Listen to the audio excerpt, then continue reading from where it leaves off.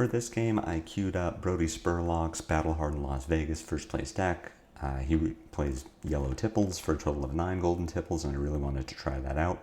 And I'm glad we queued into Verdance here. If US Nationals showed us anything, it's that this is a potentially bad matchup for Gravy. Jacob walked through his reasoning for AB0 in his Nationals post-mortem. I chose to run AB1. I think that there are going to be enough hands where we have an extra ally that we can't block with and don't really need to do anything with on our turn, that we can afford to give it to AB1 on a Pulsing Aether or a Burn Bear, and then an extra AB1 on a Waning Moon. Everything on Verdant's side of the board looks pretty standard. Notably, Waning Moon can't attack allies, so it can only go face. What is our macro plan here? As Gravy, I really want to be double allying at least twice in a game, and I want to be applying pressure. So that's using Mage Master Boots to power out 2 allies and keep an action point to attack with one of them, or discarding Sea Legs to a Golden Tipple or to a Gravy, or just playing Tip the Barkeep to make that Gold Kiss Rum and be able to power out 2 allies and attack with them. And the reason I want to keep up pressure on Verdance is because she has us on a bit of a clock, in that if Verdance can hit those 8 Earth cards and banish, her hero power turns on, and now anytime she gains life during her turn, she can throw 1 point of arcane damage at our Limpets or our Rigor Mortis, and when she's online, she can Heartbeat of Candlehold and kill off our Sawbones, or our Swabbies. So we want to go fast. We want to be able to pressure cards out of her hand, pressure her life total, and just make it difficult for her to kill us and clear our allies. We want her to have to choose. That's the other reason we want to power 2 allies out at once, so that if Verdance doesn't have go again and isn't online, she has to make a choice of which ally she wants to kill, and if we get to start our turn with an ally already out, our options for converting hands really open up. So speaking of converting hands, what do we have here? We have 2 allies, Called to the Grave and Conqueror of the High Seas. The first thing we can do with this hand is just Gravy to put either Anka or Limpet in the graveyard. We don't necessarily need to play it this turn, but we can at least get it into the yard. We have Called to the Grave as well that will let us put a second ally into the yard, probably something like a Rigor Mortis, just to make sure we have that cheap 2-cost play of Rigor Mortis into attack. But the first thing I want to do here is Gravy and just see what am I going to draw into, and can we get a Limpet or an Anka into the yard. And also Compass first just to know what we're going to draw. We see that Golden Tipple. So here now I do want to Gravy, or at least want to Gold, and that's fine too. Either one works. In this case, we are going to be able to put the Limpet into the yard, although I do think that breaking the Gold to draw instead of using Gravy to discard an Anka might have been a mistake. We would still be down an Anka, but we would have 2 floating resources, and that lets us play the Golden Tipple. We can discard Limpet. Maybe that lets us even play Limpet, and then worst case, or depending on what we draw from the Tipple, we can play Call to the Grave, get a second ally into the yard, and then play Limpet and that ally. So I think not Graving there was a mistake. We still are going to get to Tipple. What doesn't work well about this hand now is the fact that we have not played a blue card this turn. So we can't actually play out a Limpet, and because we don't have that Call to the Grave, we can't find a second ally. So already I hate my decision making in this game. Really needed to be Gravy to get that Anka into the yard, float the 2 resources that let us play Tipple to put Limpet into the yard, and then have the Call to the Grave that lets us turn on Gravy's power. We have a Vasti that can do it, but we only have 1 ally in the yard, so I'm not trying to just play out a Limpet to die. We're going to Arsenal the Conqueror, so I think this was a bad way to start the game. Especially now, if Verdance is playing Regrowth Life. Imagine we just had 2 allies here and some resources. I'm absolutely sending damage at Verdance's face. Now, deciding whether to send Conqueror or not, I think sending Conqueror is wrong. And there's a world where we could break Gold to draw a card. We have Dead Threads and Avasti, so we could just play Conqueror for 8-go again, but without knowing what the top of my deck is, I'm a little nervous to break that gold and use my 2 resources. If I rip an ally here, then I have to pitch 2 cards, the Avasti and the ally, in order to play Conqueror, and I don't have an arsenal. If I do draw that ally, yeah, I could Avasti and Dead Threads to play the Conqueror, but then I'm arsenaling an ally, and I really don't want to do that. So I think the play here is just to pass, still keeping in mind that we've already punted this first turn. We really could have had just 2 allies out, and I think still that Conqueror in the arsenal. We're drawn to a bunch of blues, so we are set up to play out the Conqueror. Depending on how Verdance sequences her turn, we're going to wait to see what this Pulsing Aether and life comes in for. Verdance here is choosing both modes. She's going to gain a life, she's going to deal 4 arcane to us, there's no other target. Do I think that she is going to pitch another card into Waning Moon? I think the answer is yes, which means that I can evaluate what my turn looks like if I pitch this Chum into AB1. We have 3 blues in hand, so we definitely get to play out our Conqueror of the High Seas. We also have a Tip the Barkeep that we can play to turn on Gravy. The first thing I want to do here is Compass, just to see what is on top of my deck. There is nothing about my hand that says I get to draw unless I wanted to just Gravy right now, which I don't want to. I want to pitch the Chum. Go for the Gravy instead. This is really greedy. We are still going... It works out for us because we draw into the Rigor Mortar, which we get to discard, and then we can pitch Chum into AB1. Notably, we will not have Dead Threads available for next turn.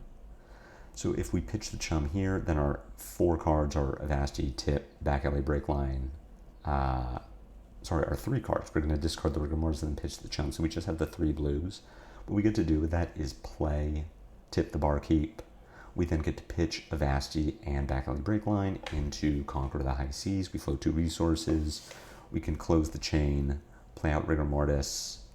We can even use, we wouldn't be able to use the Roam. We can play out Rigor Mortis and attack with it, or we could play out Limpet, attack with it, and then play Rigor Mortis, which is probably what I'm going to do. We push 10 damage, we threaten Verdance's arsenal, and we double ally, which is pretty good. So discard Rigor Mortis to the Gravy activation. Also, I don't want to put on, there's nothing wrong with activating Gravy here. I just would have wanted to Compass first to see what's on top of my deck. We don't have a gold anymore, so it isn't like I can check now to see what will I draw, and does that let me maybe block with a blue if I need to, or pitch more resources if I need to. If we Compass here and we see the Rigor Mortis on top, we're 100% going for the Gravy play. Or maybe we aren't. Maybe we're going to wait until our next turn so that we can Dead Threads as well. So I think this was wrong. I wanted to Compass first and then make the decision of how my hand plays out, because we could potentially be in the same spot that we are now. We're going to pitch this Chum into AB1. So we have these 3 cards in hand. We just flip a Rigor Mortis from the top of our deck into our graveyard, and then we have Dead Threads available as well. So I don't like this play. Verdance goes Shields down, skipping the Arsenal in order to push 3 damage off of an amped Waning Moon. That's fine with me, although it does now alter my play, because I could play the Conqueror, there just isn't a reason to. But what that lets me do is still double ally while also dealing more damage. So now it's a very simple line of play Tip the Barkeep, make a Cold Kiss Rum, play Avasti, play Rigor Mortis, attack for 6 go again. If it hits, we make it gold, and then I use my last resource to play out Limpet. I double ally, I keep a Conqueror in Arsenal, and I'm pushing 6 damage. So this play seems really good, and I don't know that we would have a better play. Well, so if we had discarded the Rigor Mortis this turn to Dead Threads, we could Conqueror into Avasti, into Rigor Mortis, into Limpet, and I think that would have been a much better line. Not that the Conqueror is bad, I don't mind having it. Just more that if we get to open with the Conqueror, then maybe Verdance blocks that. We send the Rigor Mortis, and the Rigor Mortis hits, which triggers the Avasti, which makes us a gold. So we do double ally here. Verdance has given us 2 cards. We're going to see what she does with these 2 cards. She's just attacking us for 6, which, like, okay, I have a Limpet and a Rigor Mortis, so I get to just, if I really wanted to, I could just put 6 in front of this between my 2 Tipples and Call to the Grave, and on my turn pitch Swabby and send 8. Right, I'm just getting a 4-card 14, and that's like the minimum of what my deck is capable of producing now.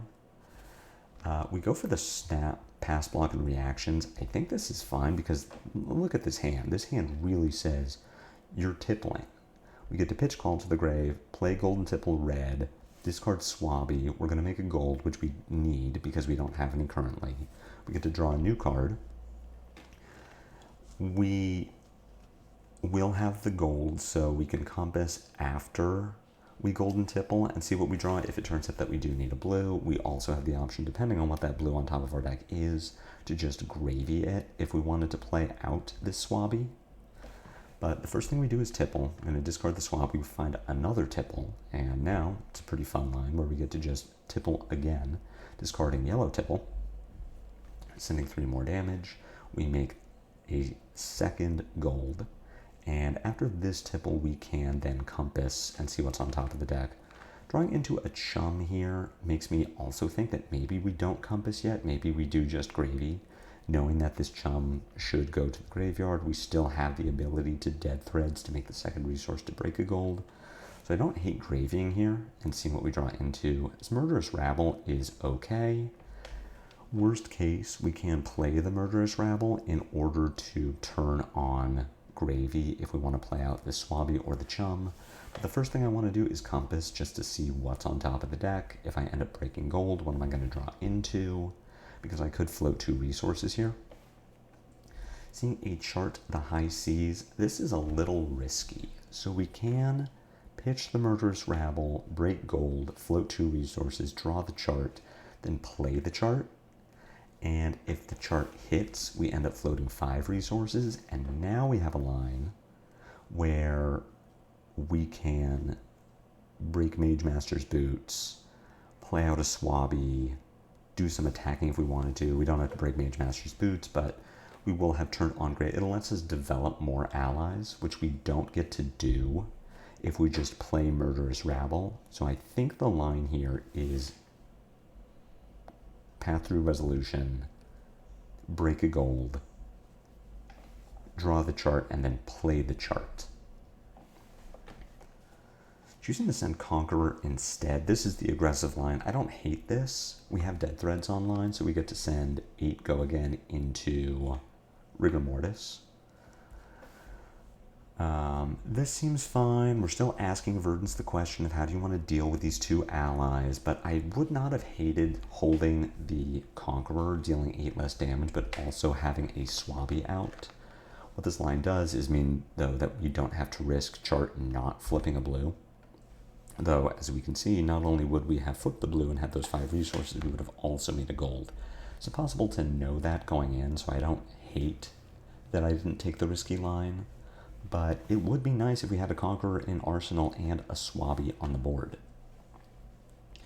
Got a Pulsing Aether Life coming in for just 4. There is no, well, there's a Pulsing Aether coming in, there's no life tied to this, which makes me think that Verdance is going to Waning Moon and then Arsenal, this last card in her hand. Our hand cannot use Tipple. We don't have a yellow to discard to the Tipple. So what am I thinking here? For one thing, the Pulsing Aether is coming at me, not at any of my allies, and I know that the Waning Moon can only target me, so we've got a total of 6 coming at us, and we are capable of mitigating 2 of that by pitching either a blue or a yellow. I would like to compass here to see what's on top of my deck. If I can pitch a Sunken Treasure or play chart and draw a yellow, then Tipple becomes much better. And I'm thinking, oh, I'm going to pitch a Sunken Treasure in order to AB1 here. And we do see the Swabby, so I am interested now in pitching Sunken Treasure, not Tipple. So this is going to mitigate 1, and then we'll mitigate 1 from this Waning Moon as well. We tie the game up at 25, although Verdance is going to gain 2 life. Playing Chart the High Seas here is interesting.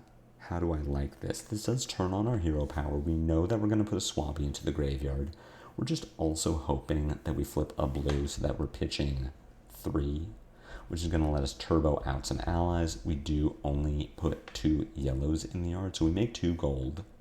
But let's see, how can we turbo out some allies knowing that we have 6 total resources available, and knowing that I would like to also attack this turn if possible. We can pitch, we can Dead Threads our Mage Master's Boots. That would let us play out Anka and Swabby, but we wouldn't get to attack. We could play out a Swabby, pitching our Sunken Treasure, then use Tipple to pay for Limpet Rigor Mortis, or use our Dead Threads as well to pay for Limpet Swabby, and that seems pretty good.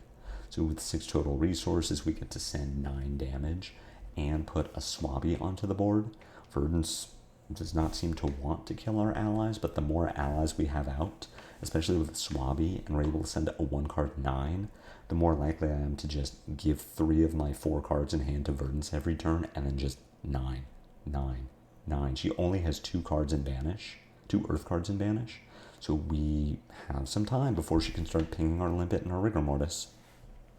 That's the line I want to take, is to use my 6 resources to play out a Swabby and then Limpet Swabby. Unfortunately, we're 1 resource short of being able to do Swabby Chum. But if we do the Swabby Chum line, we aren't also sending damage. We'll play out the Swabby. I'm going to do a Gold Kiss Rum line. So this is going to let us do a Swabby Rigor Mortis.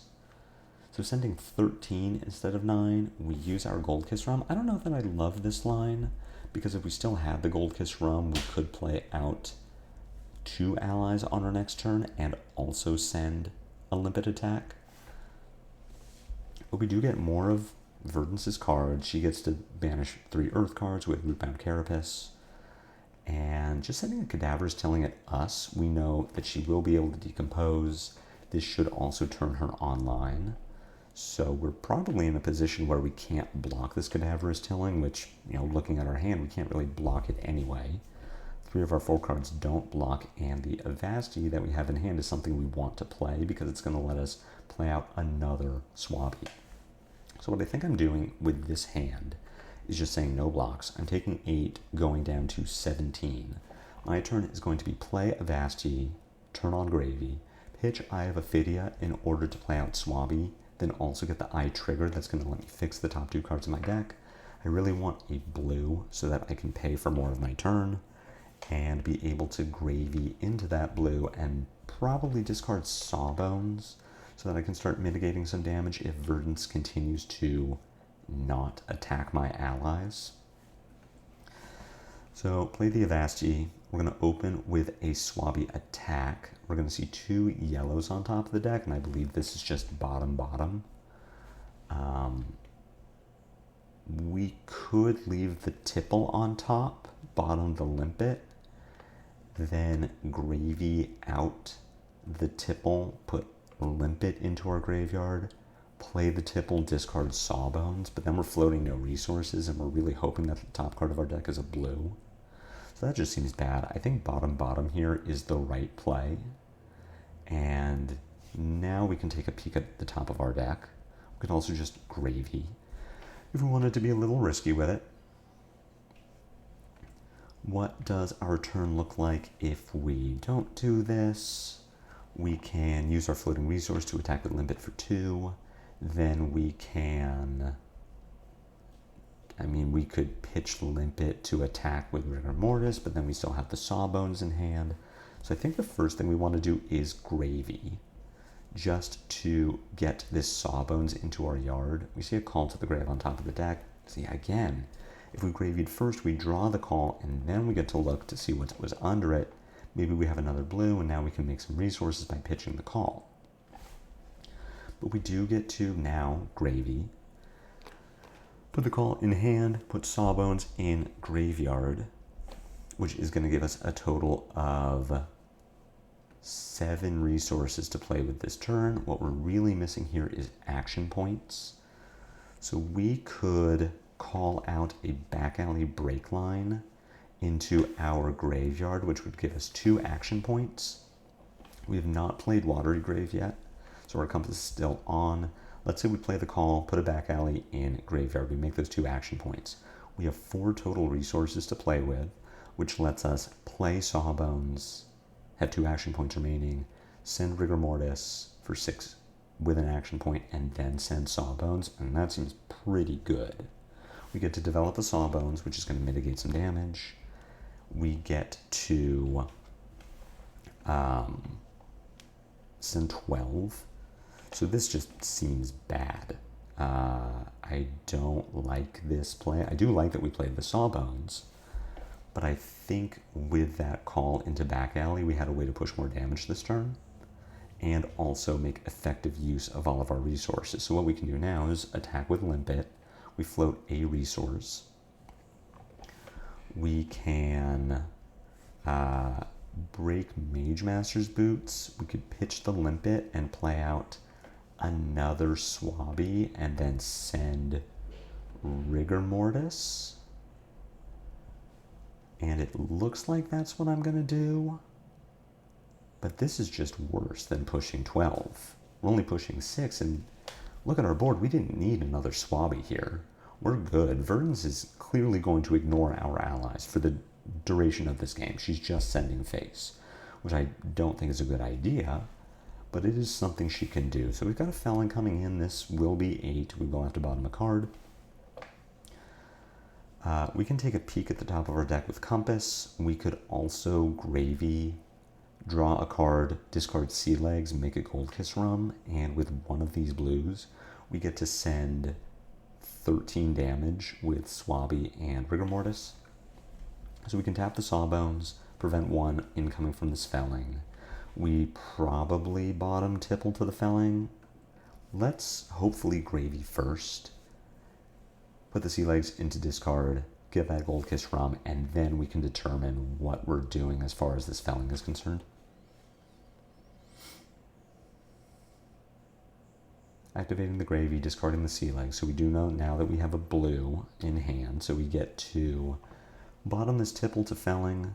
We can probably tip the Barkeep and Portside Exchange in front of the Felling. We'll take 1 here down to 16. And then we get to break, we cannot break Gold Kiss Rum because our hero is tapped, but we do just get to send 9 here with our Limpet and Swabby. And this too, sort of compounding the fact, well, what if Verdance was at 6 and we only had 1 Swabby? Well, that would be pretty good, because we would be threatening lethal, which we are not currently doing, and Verdance is ignoring our Swabbies. So just showing like how the misplay on that last turn is really impacting our ability to kill Verdance, because she is still alive. We've got an E-Strike coming in for 7 at us, which makes me think that Verdance will probably gain some life after this. We might be saying goodbye to Limpet. How do I want to navigate this hand? We do have our Gold Kiss Rum. Our hero is not tapped, so if we can keep this red and also Gravy on our turn, we can discard Rigor Mortis. That is going to turn on Dead Threads, which will let us pay for Limpet, Gold Kiss. Sorry, we cannot Gravy, but we can Compass. If we pitch one of these blues and draw a blue, we float 4 resources. That is going to let us pay for Limpet into Gold Kiss Rum, Rigor Mortis, Swabby. So what we should do is take a quick peek at the top of our deck. We can Sawbones this E-Strike, bring it down to 6, and then block with, whatever. But let's take a peek first, see what we've got on top. We have a Give No Quarter. So what does that mean for our turn? It means that we can block this E-Strike. And I guess we can just block it with Conqueror and Rabble, and then on our turn we can Gold Kiss Rum into Limpet, Rigor Mortis, Swabby. It also means I don't want to take 7 here. I don't want to go to 9 because I don't want to open myself up to Burn Bear, Snapback, Waning Moon, where I actually cannot prevent enough damage to stay alive. So we definitely need to put something in front of this. What we could do is block with Murderous Rabble, take 4 down to 12 on our turn. We pitch Golden Tipple, draw a blue. We pitch that blue, send Conqueror for 8, go again. Then have the Rigor Mortis in hand that lets us send Limpet into Rigor Mortis. Or if Verdance does gain health and pings our Limpet, then we get to send Conqueror into Swabby. I don't hate that line, which means that I am preventing 1 with the Sawbones, and then I'm putting Murderous Rabble in front of the E-Strike, and taking 3 down to 13. Choosing to block 6 here. So we're taking no damage, but let's see what Verdance does with the other 2 cards in her hand. We've got a Sigil of Solace gaining her 3, sending the ping at us, and then Sigil of Solace again sending the, okay, like this is fantastic for me because I get to just return 15 damage. That's fantastic. I think those life gain pings definitely should have gone at, if nothing else, Limpet, but also Rigor Mortis. It works for me, right? I get to just send a bunch of lethal damage. So Rigor Mortis is going to eat up the first charge of Barkskin plus a not decomposed Rootbound Carapace. Swabby is also presenting lethal, so we put Verdance back down to 3. Still chilling with all of our allies. Verdance is capable of decomposing here, which is why I'm looking with Sunken Treasure just to see what I can flip. The flip is going to be Felling of the Crown, which says that we take away Verdance's ability to decompose. What do we have in our hand? We have a blue that can pay 4 Golden Tipple, discard Rigor Mortis, which is going to draw us a card, make it gold, turn on Gravy if we want to play out another Rigor Mortis. We can also just do some blocking, but the first thing we'll do is Compass. We have an Avasti on top of our deck. That's pretty good. I would like that in hand, so what I can do is use Sawbones to prevent 1 from the E-Strike. We can block out the other 6 with Give No Quarter and Sunken Treasure, cover out the damage entirely, flip that Felling over in Verdance's graveyard so that she can no longer decompose. With the 2 cards remaining in our hand, we can Gravy, draw that Avasti, put Rigor Mortis into the graveyard to turn on Dead Threads. Then we Avasti, send Rigor Mortis for 6, go again, send Limpet for 2, go again, and then Dead Threads Swabby for 7, sending another 15 damage turn. So let's do that. Let's see if I agree in the past. We don't really have the ally density to try to do anything cute with Give No Quarter. And we have 5 allies out on the board. Allies is really not what we're missing in our life right now. Flipping over the Felling, taking no damage. Come to our turn, we're going to Gravy, draw that Avasti, discard the Rigor Mortis, or Verdance is just going to pack it in first. So, big value Gravy game. I think the Verdance played fine up until the double Sigil turn, where she should have been sniping our allies because we just overran her. But at the same time, I definitely put too much emphasis on playing out that second Swabby instead of just sending more damage, which is really what we needed then.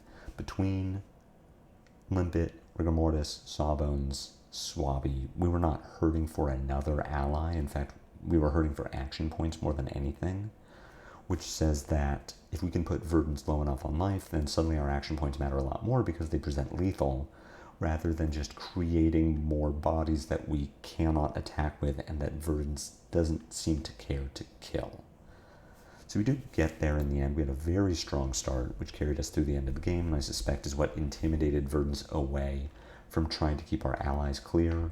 Her hands really did not convert well into managing our board state, and she was a little slow to turn on, but that works great for us, and I certainly learned a lot about how to manage my allies and how to more appropriately maintain that board state without going overboard on it and just creating bloat that we can't actually do anything with.